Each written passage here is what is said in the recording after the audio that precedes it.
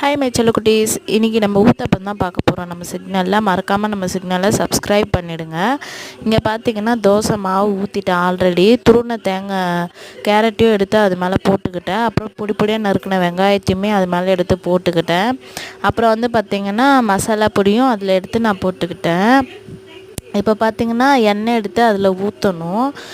எண்ணெய்க்கு பதிலாக நீங்கள் நெய் ஊற்றினாலும் அல்டிமேட்டாக இருக்கும். இல்லை எனக்கு நெய் பிடிக்காது அப்படின்னு சொல்கிறவங்க எண்ணெய் ஊற்றி சாப்பிட்டு பாருங்கள், இன்னும் சூப்பராக இருக்கும். இதுக்கு வந்து சைட் டிஷ் பார்த்திங்கன்னா தேங்காய் சட்னி ரொம்ப அல்டிமேட்டாக இருக்கும். ட்ரை பண்ணிவிட்டு எப்படி இருக்குதுன்னு மறக்காமல் கமெண்ட் பண்ணிவிடுங்க. பாய்.